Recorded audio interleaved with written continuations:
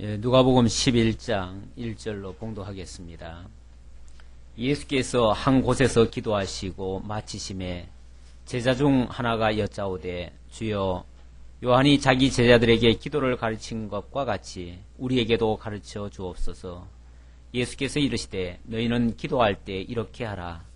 아버지여 이름이 거룩히 여김을 받으시오며 나라가 임하시오며 우리에게 날마다 일용할 양식을 주시옵고 우리가 우리에게 죄 지은 모든 사람을 용서하오니 우리 죄도 사하여 주시옵고 우리를 시험에 들게 하지 마시옵소서 하라. 아멘. 4절까지 봉독해 드렸습니다. 누가복음이 구속주로 오신 그리스도를 구속주로 오신 그리스도를 1장으로부터 9장까지 소개하고요. 10장부터 21장까지는 하나님 나라로 오신 그리스도를 소개하고 있습니다. 이렇게 해서 당신이 하나님 나라의 주가 되시는 내용을 소개하고 있습니다. 이를 위해서 지난 10장에서는 전도자 70인을 내세워서 하나님 나라가 임하였음을 선포하게 하셨죠. 증거하게 하셨습니다. 그리고 하나님 나라 백성으로 구별된 자와 말씀이 들려지는 자가 참으로 복된 자임을 증거한 후에 말씀 듣는 것이 가장 중요한 것임을 지적해 주셨습니다. 오늘날도 우리가 말씀을 중심으로 하는 이유가 바로 이것 때문에 그렇습니다. 우리 개혁교회가 유난히 말씀 그러죠. 원래 천주교는 이 말씀 중심이 아닙니다. 거의 예전 중심입니다. 그래서 매주 거기는 의식을 행하죠. 의식과 또 삶 속에서의 어떤 행함과 의식이 매우 중요한데 우리 기독교는 그 무엇보다도 물론 그것도 다 필요한 겁니다만은 그거는 부가적인 것이고 가장 먼저 말씀이 중요하다. 그래서 우리는 모일 적마다 항상 말씀을 중심으로 해서 모입니다. 그래서 모임을 가질 때는 항상 먼저 하나님의 말씀을 같이 상고하고 기도하면서 그리고 무슨 일을 행하게 되죠. 그러니까 무슨 일 하는 거는 부차적인 일들입니다. 그 일은 하면 좋고 뭐 설령 안 해도 그건 다 따라서 오는 것이라고 우리는 인정을 해서 그래서 늘 말씀을 우선시합니다.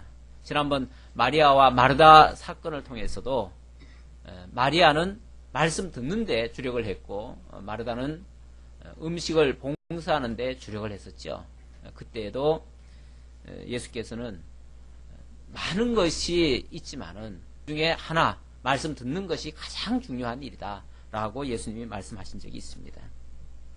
자, 오늘 11장에서는 자, 이렇게 하나님의 나라로 구별된 자가 하나님의 말씀을 듣고 살아가는데 과연 무엇을 구하며 무엇을 행하며 살아갈 것인가? 이것을 가르쳐 주기 위해서 기도에 대한 내용을 알게 해주십니다. 기도라고 하는 것은 단순히 뭘 비는 차원이 아니라 예수님이 기도하라고 하실 때 보면 구하라, 찾으라, 두드리라 이렇게 돼 있잖아요. 그 세 가지가 합해서 다 기도입니다. 그러니까 우리가 입술로 무슨 내용을 구하는 것도 기도고요. 또 부지런히 그 일을 찾아내는 것도 기도고요.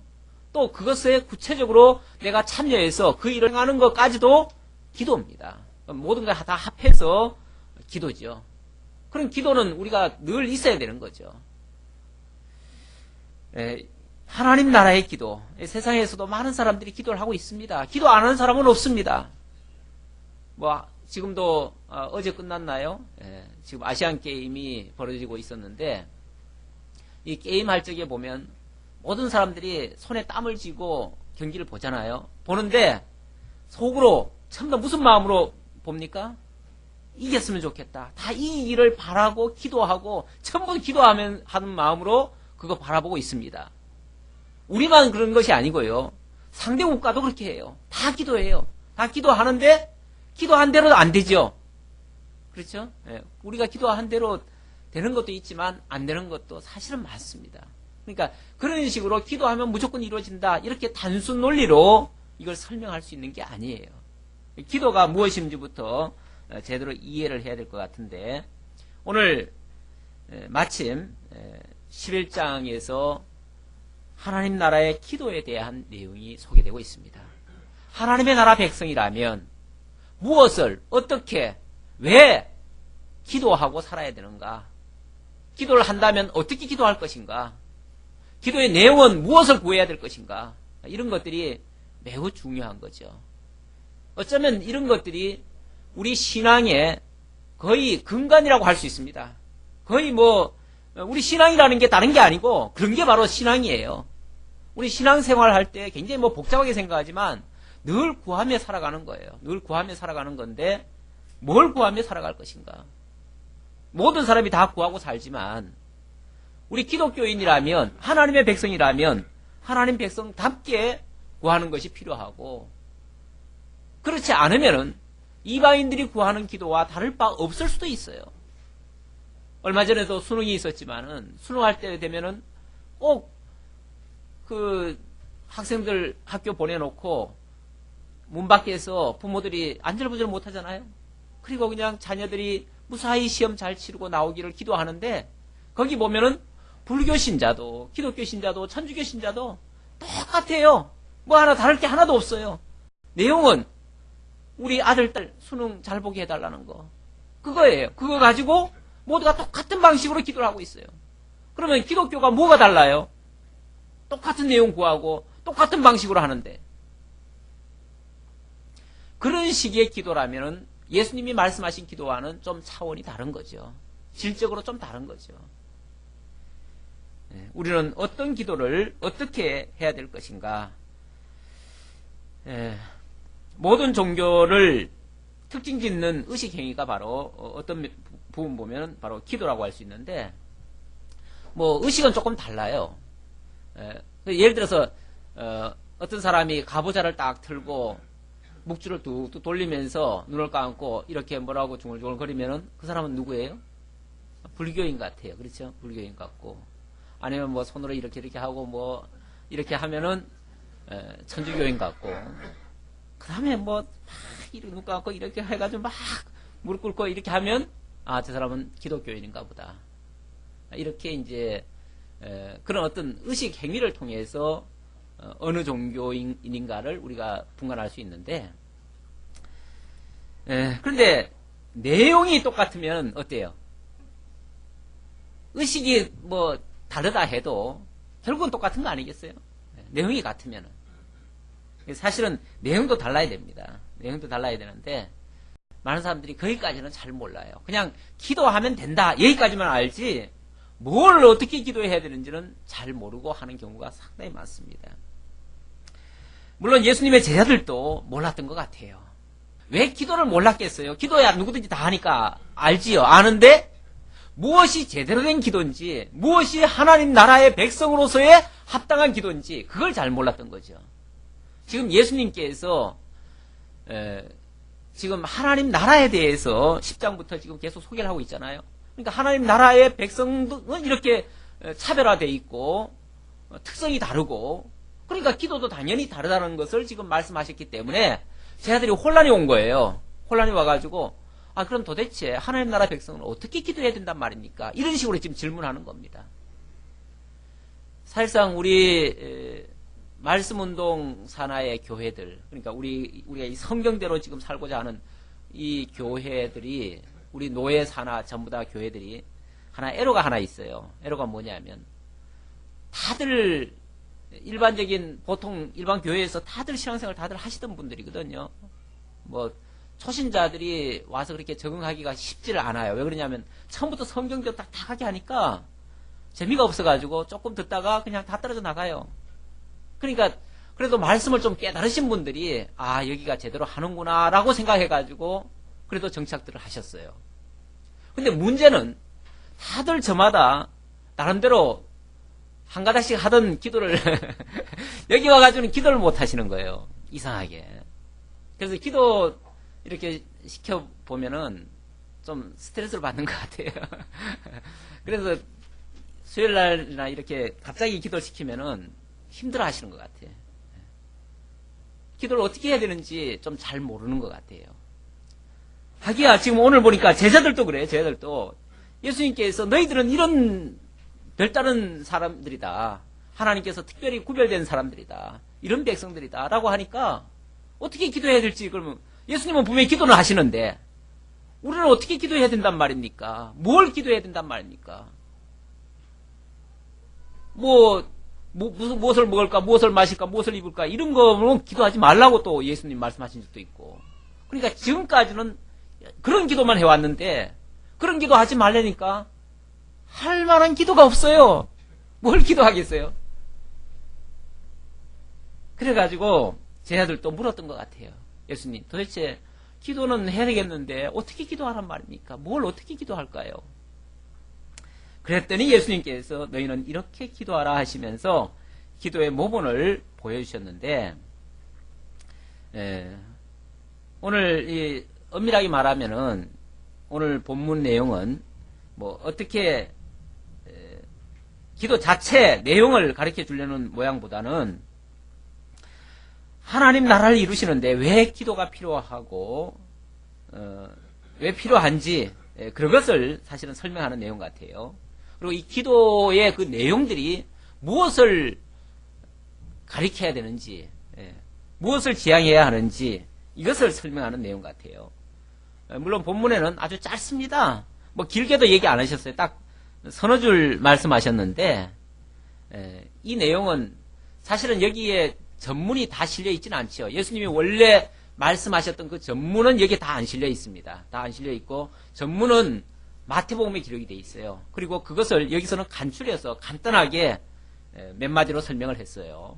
그러나 뭐 핵심적인 거는 다 들어있죠. 핵심은 들어있고 좀 전문이 다 안 들어있기 때문에 그래서 오늘 이 부분을 제가 오늘 설명을 드리려다 보니까 아무래도 전문을 다 알게 해드리는 것이 좋겠다 싶어가지고 제가 마태복음 6장 9절 이하를 참고적으로 읽고 그리고 그 부분을 가지고 설명을 드리도록 하겠습니다. 내용은 같아요. 같은데 그것을 설명하기에 있어서 여기는 조금 빠진 부분이 있어가지고 그래서 그 부분을 말씀드려야 이 내용의 전체 그 중요한 내용을 다 알 수 있겠다라고 생각이 듭니다.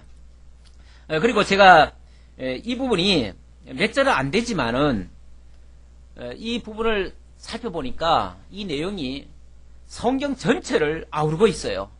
그리고 너무나 핵심적인 이 기독교 전체 진리에 대한 아주 핵심적인 내용이 이 짧은 내용 속에 가득 차 들어있어요. 가득 차게 들어있어요.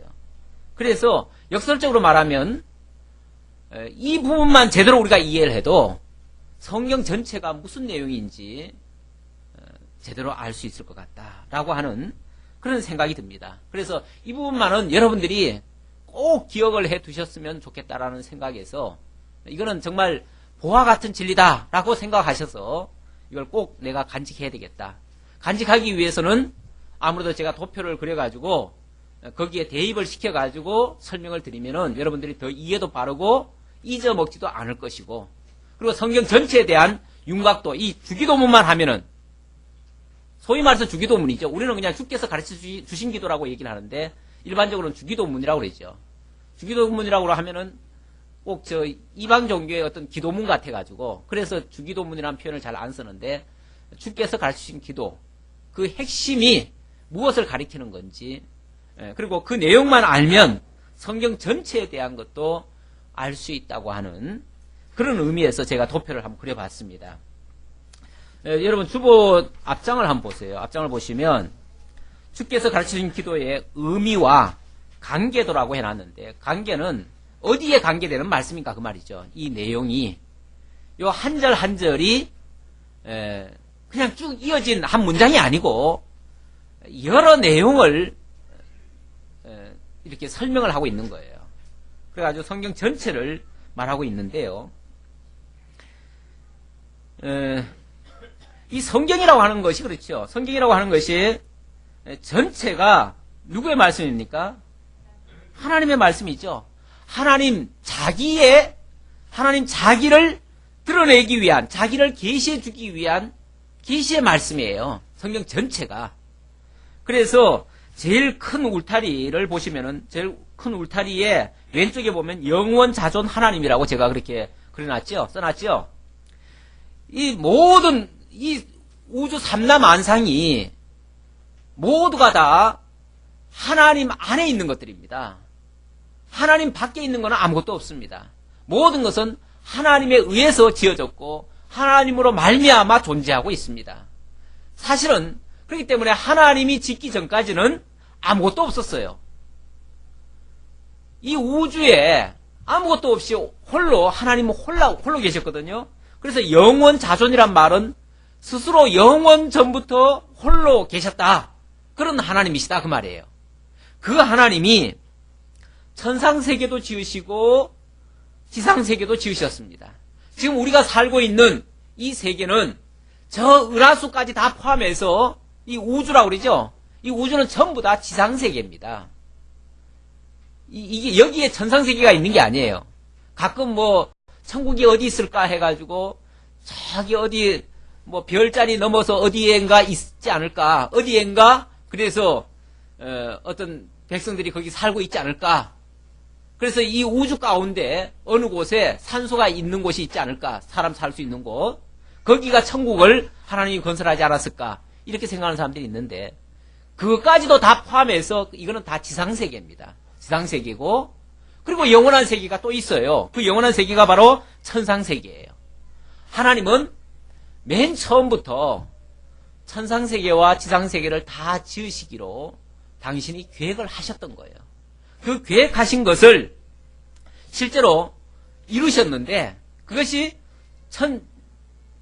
하나님이 천지를 처음에 천지를 창조하셨잖아요. 그때 그 천이 천상세계고 지가 지상세계예요. 하나님이 천지를 처음부터 다 지으신 겁니다. 지으셨는데 그 천상세계는 보이지 않는 세계고 영적인 세계이기 때문에 우리가 지금 보여준다고 해도 볼 수도 없고요. 나중에 우리가 완전히 변화되어 가지고 이 몸을 완전히 벗고 난 다음에 변화되고 나서 갈 수 있는 곳, 그곳이 영원한 천국입니다. 그 천국을 여기는 천상세계라 그렇게 그려놨습니다. 그려놓고, 이것도 물론 하나님 안에 있죠. 하나님 안에 있는데 하나님 안에 천상세계가 있고 천상세계 안에 지상세계가 또 포함되어 있습니다. 이 지상세계라고 하는 것은 하나님을 당신이 계시해 주기 위한, 보여주기 위한, 실제로 거기에 주인공 되는 하나님의 영원히 찬송하게 될 인간도 지어놓고 만물도 지어놓고 그 인간과 만물에게 당신의 역사들을 다 보여주고 있습니다. 다 보여주기 위해서 지상세계를 만들어놨는데 이 세계를 다른 말로는 계시세계다 그렇게도 표현합니다. 왜냐하면 보여주기 위한 세계니까. 그리고 여기에 있는 것들은 장차 나중에 천상세계로 다 온전케 하실 거예요. 온전케. 지금은 사실은 온전한 상태는 아닙니다. 그리고 그 지상세계 안에 하나님이 온 우주를 다 지어놨죠. 지어놨는데 가장 중심은 인간입니다. 인간이고 거기에 또 악한 사단도 같이 지어놨어요. 하나님이 처음에 에덴 동산에서 첫사람 아담을 지으시고 그 다음에 보면은 사단도 지었다는 말이 나옵니다. 거기 사단이라고 얘기를 하지 않고 가장 강교한 짐승이다 그렇게 표현하고 있죠. 제가 지난번에 한번 설명드렸죠. 창세기 3장에 보면 설명이 되어 있는데 그 존재가 바로 사단입니다. 하나님은 처음부터 그 사단을 지으셨어요. 지어가지고 결국은 인간을 유혹하게 만들어가지고 죄악 속에 빠뜨리는 이런 일을 하나님께서 하시도록 하신 겁니다. 허락하신 겁니다. 그래 놓고 그러다 보니까 인간이 타락을 해가지고 사단 권세 아래 들어가게 됐죠. 그렇죠? 네. 여기 그림상에 그렇게 되어 있습니다. 그러니까 지금 제가 그림을 설명하는 거예요. 그림을. 왜냐하면 이걸 이해를 해야 되니까. 그래서 제일 겉에 테두리는 영원 자존하신 하나님을 지금 소개를 해놨고, 하나님께서 천상세계와 지상세계를 지어놨는데 지상세계는 천상세계 안에 있다고 봐도 과언이 아니에요. 위치적으로 보면 그렇다는 거죠. 그리고 지상세계 안에 영육 중생인이라고 해놨는데 그건 인간입니다. 그 하얀 부분이 인간이에요. 인간인데 인간에게는 영도 있고 육도 있잖아요. 그렇죠? 예. 근데 이 사단 권세까지 있어가지고 사단 권세에게 유혹받았던 인간이 타락을 해버렸어요. 전적 타락했을 때는 완전히 사단 권세 아래 들어가 버린 그 상태입니다. 그래가지고 그때는 아무런 자유의지도 없고 아무것도 없습니다. 아무것도 할 수가 없어요. 그때는 하나님과는 완전히 단절된 상태. 왜? 그 깜깜한 그 사단 권세 아래 다 들어가 버렸으니까. 그랬는데 하나님께서 예수 그리스도를 보내가지고 우리의 영을 뭐 하십니까? 중생시켜줘요. 살려주셨어요. 그래가지고 육은 여전히 사단 권세 아래 지배되어 있지만 그 중생인의 그 모습에 보면 영은 바깥으로 나와 있죠. 물론 지상이라고 하는 아주 한계는 있지만 그러니까 영원 세계로 들어가기 전까지는 온전히 자유시켜는 못 됩니다. 그러나 일단 사단의 권세 아래에서는 영이 살아나온 상태가 돼 있죠. 그렇죠? 살아나온 상태. 그래서 영으로는 하나님을 찾게 되고 육은 여전히 사단 권세 아래 놓여져 있는. 그래서 사도 바울이 오호라 나는 공고한 사람이로다. 이 사망의 몸에서 누가 나를 건져내랴 하면서 애통해하는 그런 모습이 있었죠. 로마서 7장에 보면 그런 말씀이 있죠. 자, 이런 구도 속에서 주께서 여기에 합당한, 그러니까 하나님이 영원하신 하나님에서부터 우리를 죄악의 사단 권세 아래에 있는 그 자리에까지 모든 것을 다 아우르는 내용을 가지고 기도를 하게 하셨습니다. 그러면 이제 내용을 보도록 하지요. 첫 번째 기도가, 그러니까 크게 말하면요, 제 위에를 1번이라고 한다면 첫 번째 기도, 두 번째 기도는 천상세계에 대한 기도, 세 번째는 지상세계에 대한 기도, 네 번째는 중생인에 대한 기도, 다섯 번째는 사단 권세에 대한 기도. 이렇게 이 주기도가 총 5개의 내용으로 되어 있어요. 구성되어 있어요. 구성되어 있는데, 자, 그러면 첫 번째, 하늘에 계신 우리 아버지여, 이름이 거룩히 여김을 받으시오며, 이것은 영원 자존하신 하나님을 깨달아 알고 하나님을 아버지로 이제 구원받은 자들이 아버지라고 부르면서 그 이름을 거룩히 여기시는 이런 기도를 하라, 그 뜻입니다. 사실 인간이 타락한 이후에는요, 근본적으로 하나님과의 관계가 단절이 되어버렸습니다. 단절이 돼가지고 그때는 하나님을 아버지라 부르짖을 수 있는 사람이 아무도 없습니다.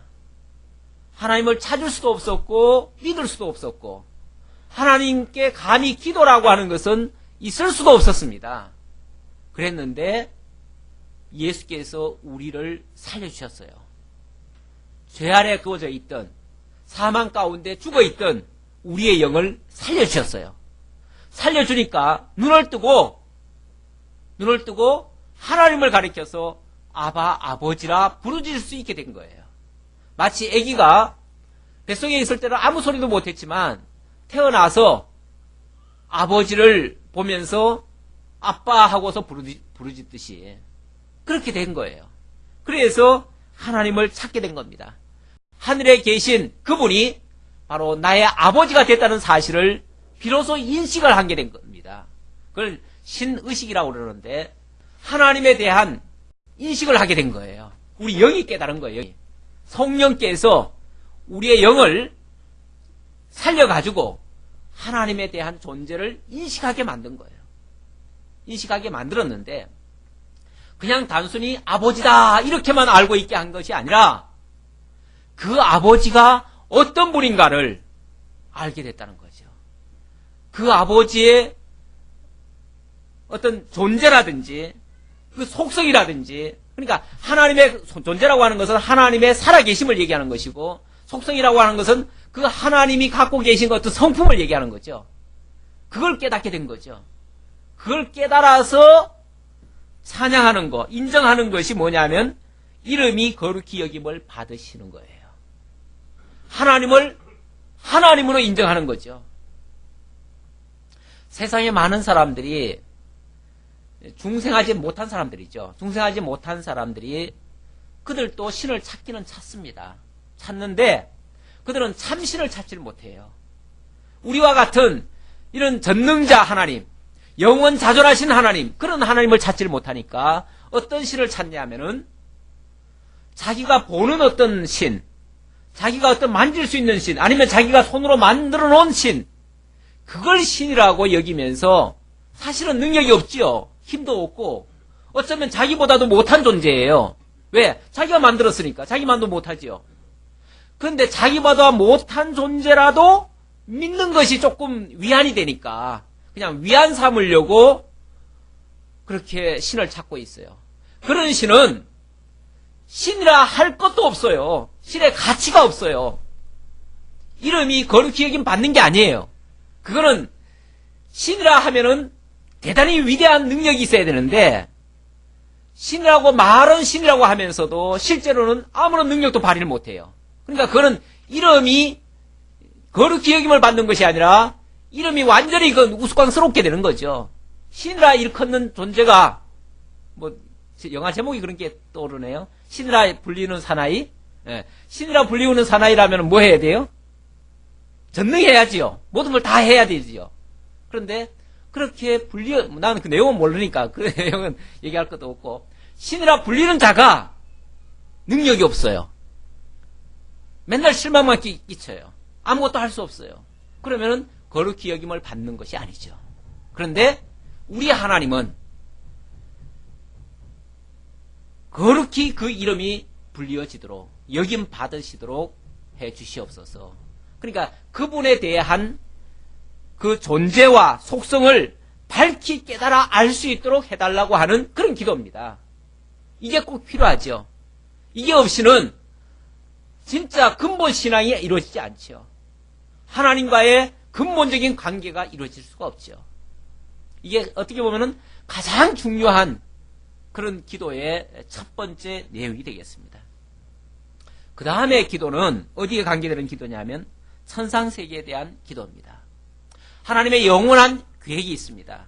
하나님은 영원 전부터 당신의 영광을 보이시고 영원토록 찬양받으시기 위한 목적을 가지고 모든 것을 다 지으셨습니다. 지어놓으시고 그렇게 지어놨으니까 당연히 그 당신의 그 이상대로 나라를 만들어 놓으시는 거예요. 그 나라가 무슨 나라냐면 바로 하나님의 나라입니다. 물론 이 지상세계에도 하나님께서 하나님의 나라를 이루실 겁니다. 그러나 이 지상세계에 이루는 나라는요, 많은 과정을 거쳐서 오랜 세월에 걸쳐서 하나님이 언약하시고 언약대로 이루어가는 그 과정을 거쳐서 그렇게 이루실 것입니다. 그러다 보니까 그 과정 속에서는 완전치를 않아요. 과정 속에서는. 그렇죠? 하나님의 나라가 이루어진다고 하면서도 여전히 세상은 사단 아래에 있는 것처럼, 사단의 종로로 타고 있는 것처럼 악이 팽창하고 죄악이 관영하고 이런 모습이 이 지상세계 속에서는 있습니다.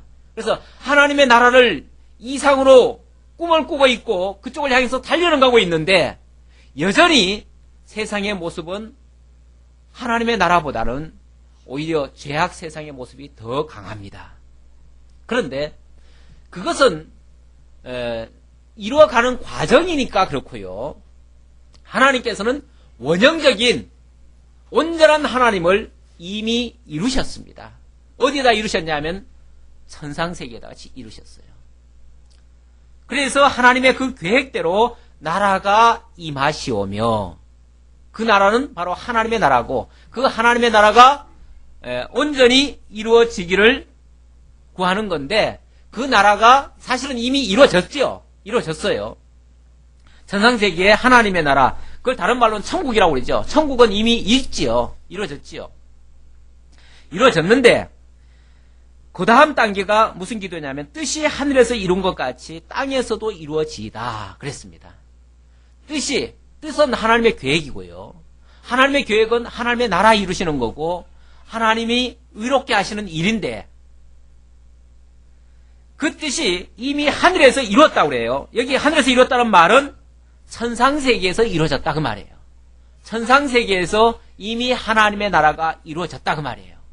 이루어졌는데 천상세계에서 이루어진 그 하나님의 나라가 어디에도 이루어지이다?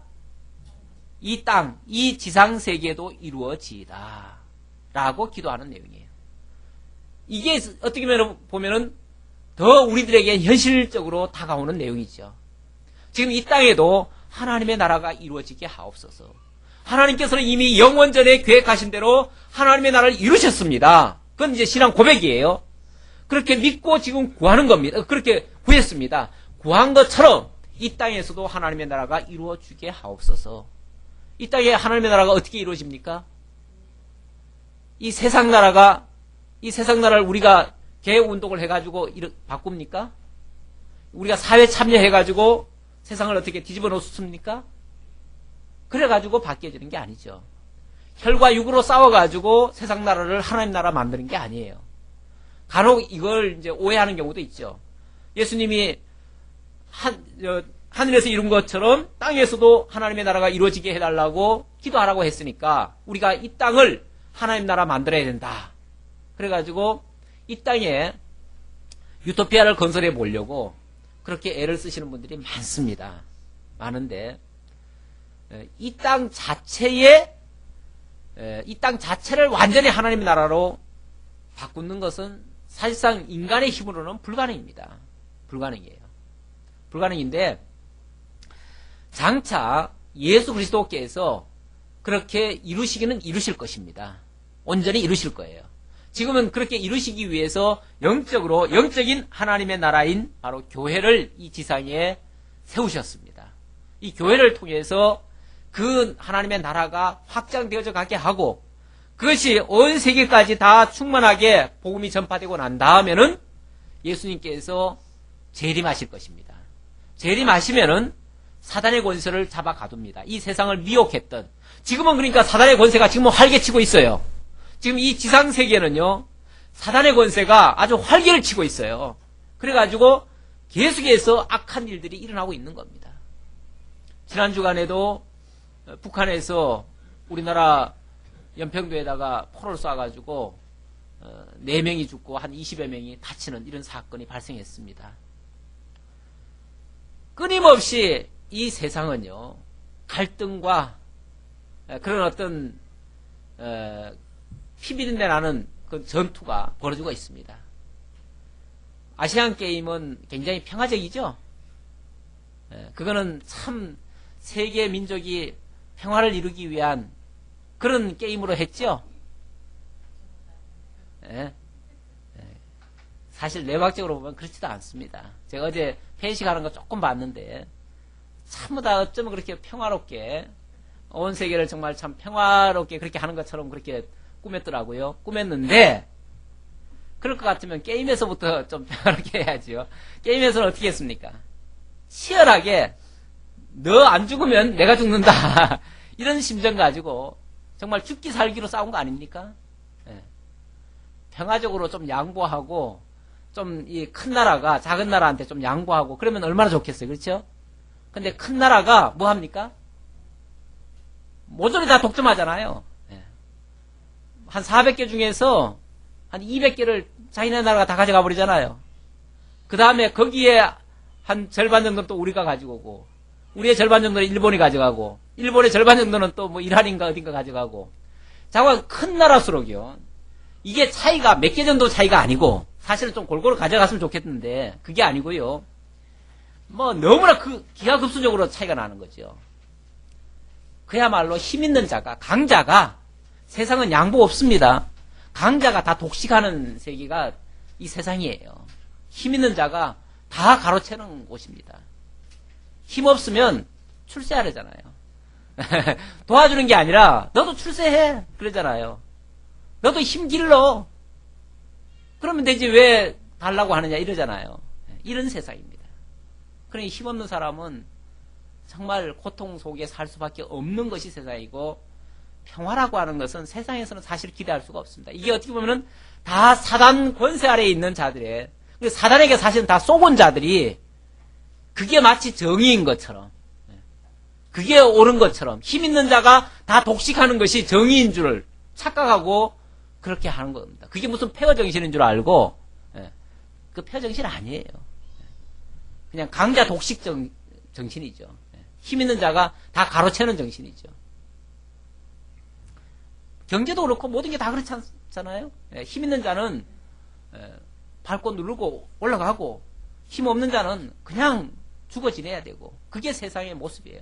그런데 이것이 다 사단에게 지금 쏘가가지고 그런 것이 마치 정의인 것처럼 이렇게 뒤바뀌어가지고 세상이 지금 살아가고 있는데 그런 상태에서는 평화라는 건 없습니다. 평화라는 건 있을 수가 없어요. 다 자기중심적으로 이해를 하는데 어떻게 평화가 이루어집니까? 그런데 나중에 예수님 재림하셔서 복음이 다 땅끝까지 전파되어지면 예수님 재림한다고 했어요. 그것도 약속이에요. 그때 예수님 재림하시면 그때는 사단의 권세를 잡아 가둘 겁니다. 그러면은 더 이상 악의 역할을 할 자가 없어요. 더 이상 속았던 자들이 정신을 번쩍 차리고 그때는 모두가 다 서로 사랑하는 상태로 바뀌어져요. 그때 가서 이 땅에도 천년왕국이 이루어지고 이 땅에 그때 가서 제대로 된 천국이 하나님의 나라가 완성이 되어집니다. 그때가 완성이에요. 지금은 완성이 아니에요. 지금은 거기를 향해서 가고 있는 중이에요. 자, 그런 상황에서 일단 우리가 중생하는 사람들이지만 영은 구원받았지만 육은 여전히 사단 아래에 있다는 것을 전제하고 그리고 기도를 하는 겁니다. 어떻게 기도를 하는가? 먼저 중생한 영에 대한 기도입니다. 오늘 우리에게 일용할 양식을 주시옵고 우리에게 일용할 양식 이 영이요 늘 살아가는 것이 하나님의 말씀 아니고는 살아갈 수가 없습니다. 하나님의 택한 백성들은 하나님의 말씀 없이는 살아갈 수가 없어요. 하나님의 말씀이 성도들의 영의 양식입니다. 이 부분을 가지고 많은 사람들은 육의 양식으로 많은 생각을 합니다. 우리 먹을 것, 입을 것, 뭐 많은 걸 구하는 건 욕심이고 그래도 하루하루 필요한 거는 구해야 되지 않느냐. 그래가지고 그 하루하루 필요한 것을 구하라고 예수님이 말씀하셨다라고 생각하는 사람들이 있는데 아닙니다. 1차적으로는 우리 중생한 영에 대한 영의 양식입니다. 왜냐하면 왜 그게 아니냐 하면 이 본문에도 뒤로 가보면요 구하라는 얘기가 계속 나옵니다. 그래 놓고 마지막 끝에 가서 성령을 구하는 자에게 하나님이 성령을 주시지 않겠느냐 이렇게 말합니다. 성령을 구하라고 합니다. 구하는 내용이 뭐냐면 성령이고요. 또 마태복음 지금 우리가 살펴보고 있으니까 마태복음에도 보면 이 기도를 가르쳐 준 다음에 너희는 그러므로 너희는 무엇을 먹을까 무엇을 마실까 무엇을 입을까 염려하지 말라. 그럼 구하지 말라 그 말이에요. 그래 놓고 그 다음 말이 뭐라고 그랬어요? 이 모든 것은 다 너희에게 더하시리라. 오직 그의 나라와 그의 의를 구하라. 그리하면 이 모든 것을 다 너희에게 더하시리라. 이렇게 말씀하셨어요. 그러니까 무엇을 먹을까 무엇을 입을까 무엇을 마실까 이게 바로 육의 양식인데 그 육의 양식은 구하지 말고 이 영의 양식 오늘 우리에게 일용할 양식 영의 양식을 얘기했습니다. 육의 양식은 거기에 따라오는 것이다. 이렇게 이해를 하시고 우리가 그 부분을 직접 구하지 않아도 하나님께서 분명히 주신다라고 말씀드릴 수 있고요. 그래서 이 부분은 바로 영의 양식을 달라고 기도하라는 내용이고요. 그 다음 육에 대해서도 기도를 해야 됩니다. 육에 대해서는 뭘 기도하는가? 우리 육이 여전히 어디 아래 있습니까? 죄 아래 있어요. 여전히 사단에게 지금 쏟고 있어요. 날마다. 그러니까 우리가 우리에게 죄 지은 자를 사하여 준 것 같이 사람들도 죄 지은 자를 사하여 주는 경우가 있습니다. 그런 것처럼 그건 이제 예를 들은 거예요. 그런 것처럼 우리 죄를 사하여 주시옵고 우리가 여전히 죄 아래에 있습니다. 이 죄를 벗어나질 못하고 있습니다. 그러니 우리를 이 죄 아래에서 구원해 주옵소서. 육이 여전히 죄 아래에 있다는 것을 고백하면서 우리의 연약함을 도와달라고 기도하라는 거예요. 그리고 마지막에는 사단 권세입니다. 사단 권세에 대한 기도인데요. 우리가 이 사단에게 계속 속아요. 계속 속아가지고 시험에 빠집니다. 이 시험이라고 하는 것은 사단이 우리를 유혹하는 거죠. 사실 이게 원문으로는 그 유혹에 가깝습니다. 우리말로는 시험이라고 번역을 해놨는데 그 영어로도 템테이션이라고 되어 있을 거예요. 그 유혹입니다. 우리를 유혹해가지고 넘어뜨리려고 하는 이런 역사를 계속해서 사단이 하고 있습니다. 또 우리가 당할 수밖에 없는 입장이에요, 현재. 왜냐하면 이 육체가 늘 그 육의 소욕을 가지고 있어가지고 육의 것을 계속 사모하고 추구하고 있거든요. 계속 육적인 것을 구하고 있어요. 그러니까 미끼만 던지면 바로 무는 거죠. 물고기가 늘 먹을 거 추구하면 뭐예요? 미끼 왔을 때 바로 물어버리잖아요. 그러다가 걸리잖아요. 그런 것처럼 우리가 사단의 그 빌미 앞에 자꾸만 넘어지는 거예요. 그리고 사단이 할 수 있으면 택한 백성이라도 우는 사자처럼 뭐 한다고 그랬어요? 미혹할 자를 찾는다고 그랬잖아요. 계속해서 세상 끝날까지 아마 사단이 우리를 넘어뜨리려고 끊임없이 공격할 겁니다. 거기에 우리를 시험에 들게 하지 마시고, 시험에 들게 하지 말라는 말은 그 유혹에 빠지지 않도록 해달라, 이걸 도와달라, 그걸 기도하라는 거예요. 뿐만 아니라 다만 악에서 구하옵소서 하는 말은 이미 죄 아래 들어있고 악 속에 완전히 담겨져 있으면 어떻게 해달라는 거예요? 건져내달라는 거죠. 주께서 건져주시지 않으면 내 힘으로 빠져나올 힘이 없어요. 사람들은 우리가 뭐 사단하고 경쟁해서 싸우면은 정정당당하게 싸우면 우리가 이길 줄 알지만 천만에입니다. 우리가 사단하고 이길 수가 없어요. 저 조그마한 나라들이 그 13억 인구 중국을 상대로 해가지고 올림픽에서 금메달 딴다는 건 정말 힘든 일입니다. 그러니까 원래도 지금까지 금메달 처음 따본 나라가 뭐 몇 개 나라 된다고 그러죠? 그것도 금메달 하나도 못 따고요. 동메달 겨우 하나 딴 나라도 많습니다. 그렇죠? 대단히 어려운 겁니다. 이 세상에서도 그렇게 사실 경쟁 상대가 안 되잖아요. 그런데 우리가 사단을 상대로 해가지고 싸워서 이긴다는 거 쉬운 게 아니에요. 우리가 말씀에 완전히 포로잡혀 있고 성령에 충만하지 않은 상태에서는 날마다 사단의 밥입니다. 사단의 공격에 우리는 유혹에 빠질 수밖에 없고요. 악 속에서 헤어나올 수가 없어요.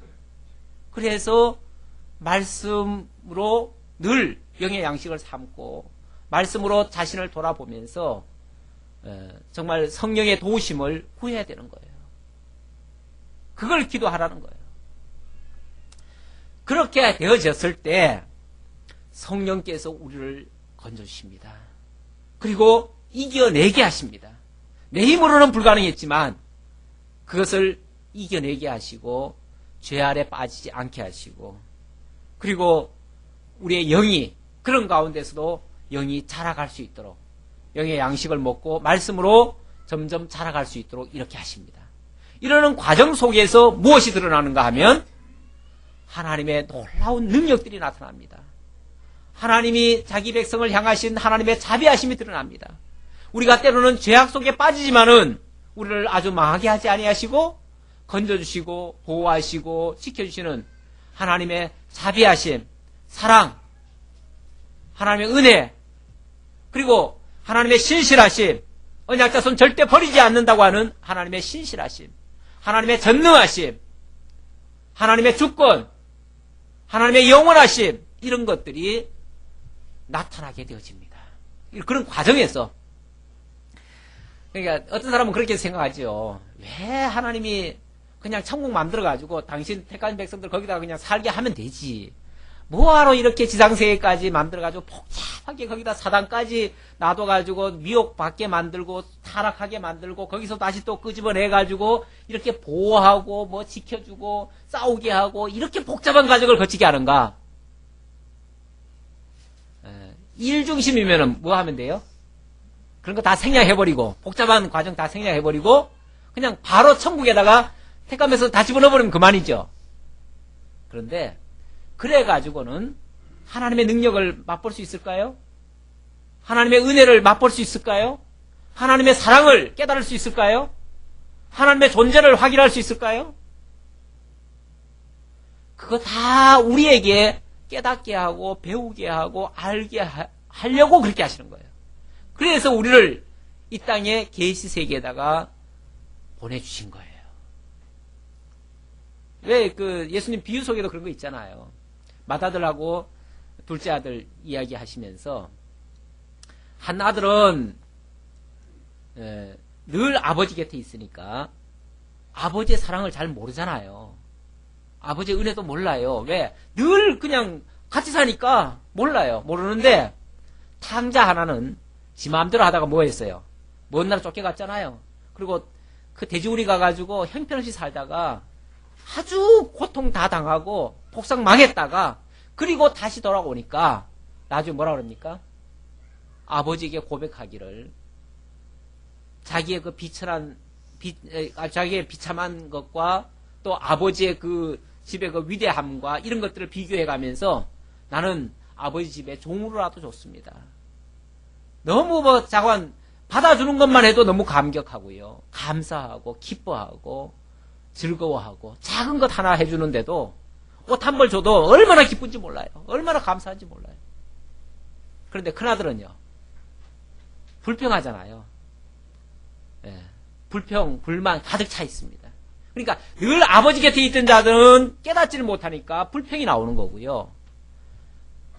그 타락했다가 멀리 나갔다가 돌아온 자는 감사와 감격이 넘쳐요.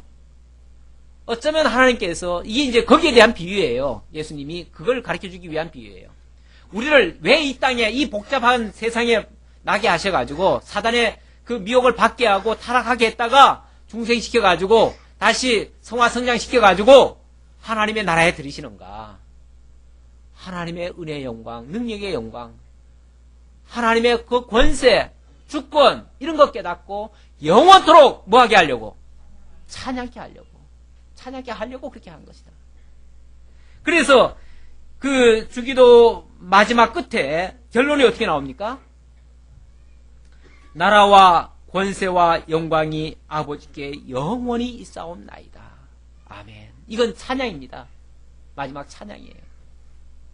이걸 깨달은, 그러니까 이런 과정을 거쳐서 비로소 그 나라가, 그 하나님의 나라가 하나님에 의해서 만들어지고 그 권세가 하나님께 영원히 있고 그 영광이라고 하는 건 하나님의 그 속성들, 그러니까 우리를 구원해 주시고 우리에게 나라와 의를 이루시는 그 과정 속에서 나타난 하나님의 역사들이에요.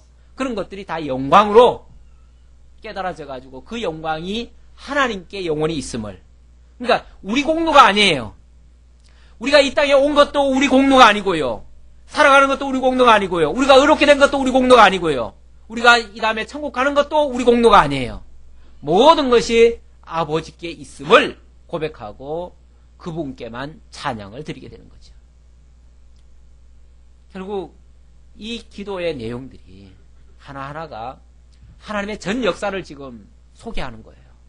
영원하신 하나님께서 이 천상세계, 천하세계 지으시고 거기에 인간 만드시고 인간을 온갖 그 연단 끝에 하나님의 나라로 온전케 이루시는 그 과정을 다 기도 속에다 담아놓은 거예요. 이 기도 어떻게 보면은 한 기도 속에 다 담아놨어요.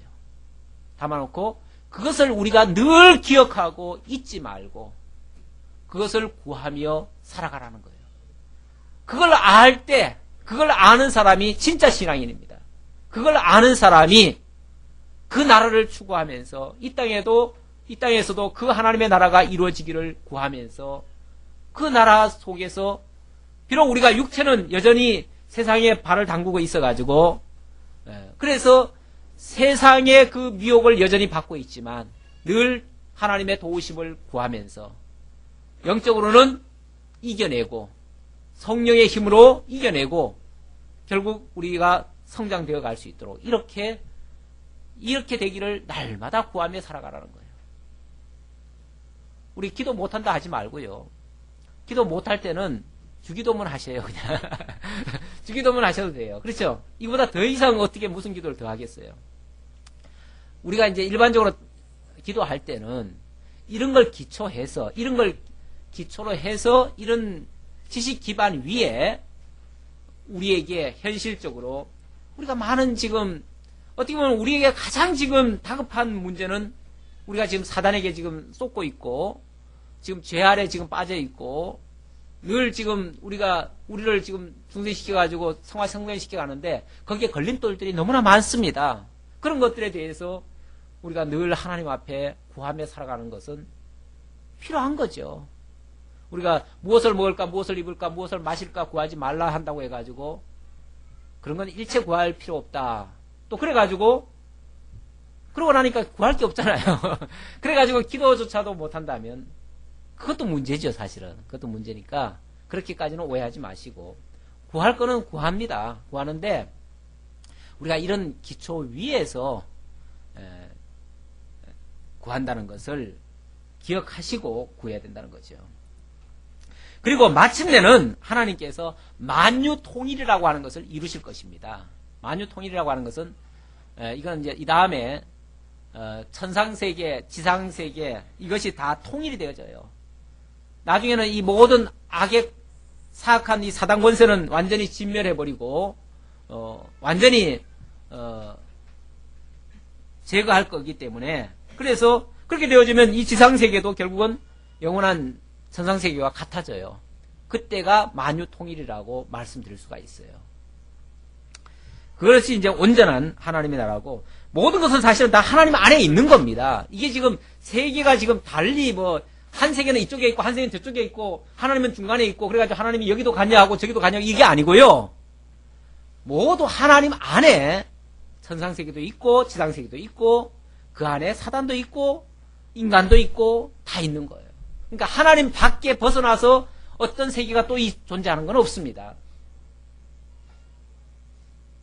이원론적으로 생각하시는 분들은 하나님이 다스리는 세계가 따로 있고 사단이 다스리는 세계가 따로 있고 이렇게 생각합니다. 그래서 하나님의 백성들은 하나님 다스리는 세계 속에 들어가고 그렇지 않은 자들은 사단이 다스리는 그 세계 속에 들어간다 이렇게 생각하는데 그건 이원론적으로 보는 겁니다. 그리고 사단과 하나님이 마치 계속 싸우는 이런 대결 구도로 가는 것은 이건 이원론적으로 보는 겁니다. 우리는 이원론이 아닙니다. 우리는 일원론입니다. 모든 것은 하나님 안에 있고 하나님을 벗어난 것은 아무것도 없습니다. 심지어 사단조차도 하나님이 지으신 피조물 가운데 하나예요. 피조물 가운데 하나. 그러니까 별거 아니에요. 사단을 대단히 높이지 마시고 하나님과 필적할 만한 그런 존재로 여기지 마시고 그냥 어쩌면 인간과 비슷한 다만 영물이기 때문에 그리고 하나님이 이 세상 권세를 그 사단 권세 아래 두었기 때문에 그래가지고 마치 대단한 능력을 발휘하는 것 같지만 사실은 별거 아니에요. 하나님이 심판할 때는 사단부터 제일 먼저 제거할 거예요. 그러니까 아무것도 아니에요. 우리가 두려워할 대상도 아니고요. 그렇게 이해를 하셔서 이렇게 되어지면 주기도문이라는 게 그렇게 복잡한 거 아닙니다. 그렇죠? 이런 구도 속에서 이 말씀이 한 절 한 절이 그런 가운데서 이런 큰 틀 속에서 예수님이 말씀하신 것이다. 그래서 이 기도를 우리가 제대로 이해를 하고 구한다면 우리가 기독교의 아주 핵심 진리를 다 지금 수용하고 그 속에서 우리가 이해하고 구하는 것이다. 이게 참된 기도다라는 것을 말씀드릴 수 있겠습니다. 다음 내용들은 우리 다음 주에 계속 하도록 하지요. 기도하겠습니다. 아버지 하나님 감사합니다. 오늘 주님께서 가르치신 기도를 통해서 다시 한번 이 세계를 하나님이 어떻게 창조하셨으며 운행해 가시고 섭리해 가시는가를 다시 한번 기억할 수 있도록 인도해 주시니 감사합니다.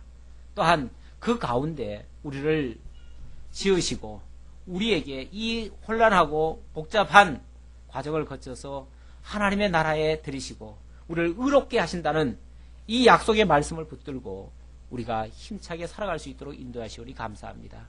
어떤 경우에도 낙심치 않게 하시고 반드시 하나님께서는 신실하셔서 약속하신 대로 다 이루어주시고 우리를 반드시 의롭게 하셔서 하나님 나라에 들이신다는 것도 믿게 하시고 그 나라를 위해서 우리가 이 땅에 살아가는 동안 힘있게 살아갈 수 있도록 인도해 주옵소서.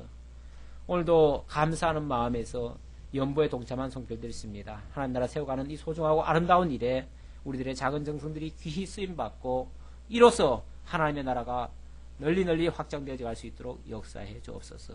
베풀어 주신 은혜 감사드렸고 예수님의 이름으로 기도하옵나이다. 아멘.